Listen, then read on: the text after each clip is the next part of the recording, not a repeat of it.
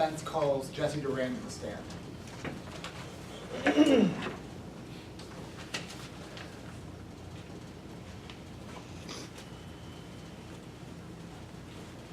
Please raise your right hand. Do you swear to tell the truth, the whole truth, and nothing but the truth?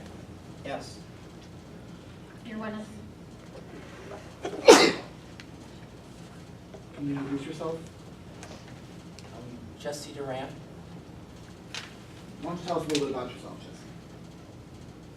Well, I'm 15 years old. That's my mom over there.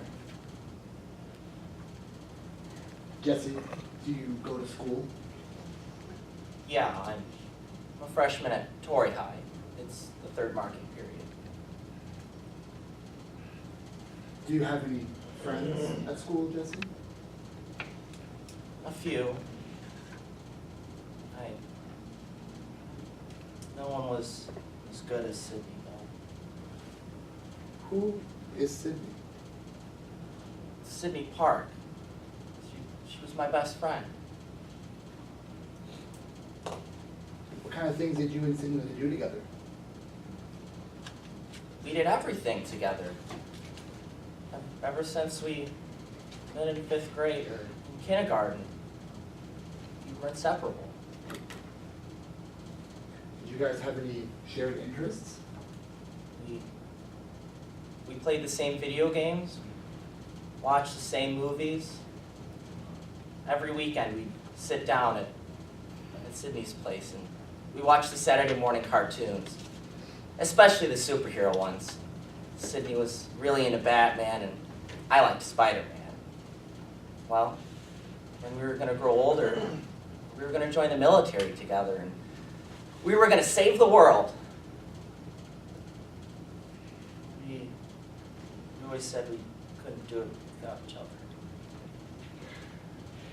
Jesse, you mentioned that you had an interest in the military.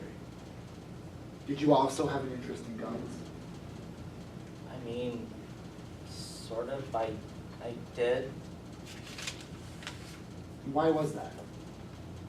Well, Peter Parker, he's a Spider-Man guy. He once said, with great power comes great responsibility, and, well, I don't know, it sounds so stupid now, but, well, guns were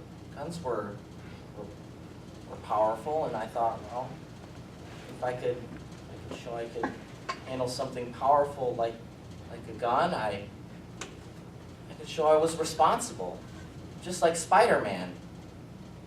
I don't know, it made sense then. All right, Jesse. Now I want to talk about August 18th, 2010.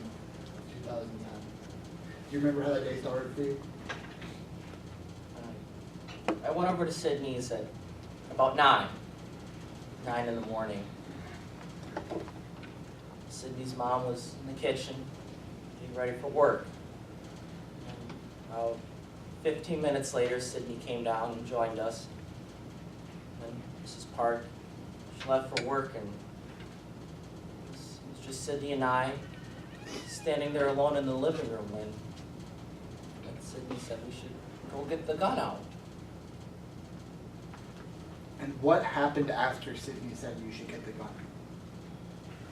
Well, Sydney knew where it was, so she led the way. She led me over to a filing cabinet. She opened it up and pulled out a sheet of paper, and then she led me over to her mom's bedroom, and we found the safe there. Sydney read the numbers off of the sheet of paper. I punched the combination in. Safe opened on the first try. Jesse, did you know that guns were dangerous? Yeah. Well, like my mom and I, we talked about it a lot. Like every time my mom would just give me a video game, like one of the more mature ones, we'd sit down, we'd talk about it. She would tell me that guns Guns were like the ones in video games. They could hurt people. Objection, hearsay. Your Honor, we are not using these statements by Hayden Duran for the truth of the matter asserted. We are using them for the effect on the listener, being Jesse Duran, that after hearing these statements, he understood the dangers of firearms. May I respond? Your Honor, if he understands the dangers of firearms, then he has to use this statement for the truth of the matter asserted, that the guns are dangerous and they can hurt people, Your Honor. These are out-of-court statements being used for the truth of the matter asserted. Your Honor, we are only offering this in as far as that he had a conversation with Hayden Duran, and that after that conversation, he understood that the guns were dangerous. The actual content of what was specifically said to Jesse Duran is not being offered. We are not using that for the truth of the matter of those statements being asserted. May I respond? Yeah. Your Honor, if he believed that those statements was true, then they are using it for the truth of the matter asserted. If a statement said that the guns are dangerous and he understood them to be dangerous, he had to believe that they were true, Your Honor. They are using this for the truth of the matter asserted. I'm going to overrule your objection, but I will give a limiting instruction. Yes, Your Honor. I'll ask you one more time, Jessica. You said your mom talked to you about guns. What did she say? They could kill people, they could hurt them, and ruin the lives of everyone around them. I mean, that's how Spider-Man's Uncle Ben died. He was shot. All right, Jesse, now let's go back to talking about what happened on August 8th. Now, you mentioned that you got to the safe. What happened when you opened it? Well, there it was. There was the gun, and next to it was a little box with some bullets in it. And what happened after that? Well, Sydney, it still doesn't make sense, but well, Sydney, she told me to put a bullet in, and I did. Jesse, why did you do that? I don't know, but well, I trusted Sydney. I mean, well, we did everything together. We got in trouble together. We got out of trouble together. I just thought this was another one of those times. So I did. All right, Jesse. What happened after the gun was loaded? Well, we wanted to know what it was like to hold one, so Sydney took her turn first. She took the gun, she pointed it at the wall and pretended to shoot. And it was my turn. I took the gun. It felt so heavy.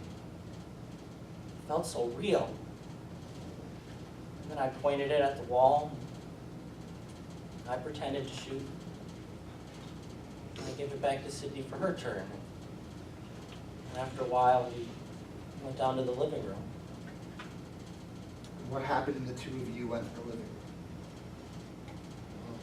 Sydney, she sat down on the couch.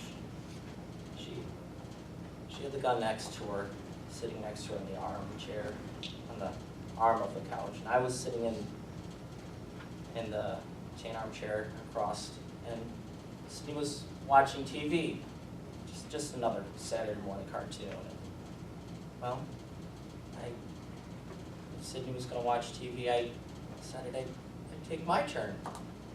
So I asked for the gun. And did Sydney give you the gun? Well, like, I thought she would. I thought Sydney would just get up and hand it to me, but instead, I don't know why, but Sydney just threw it. She just tossed it.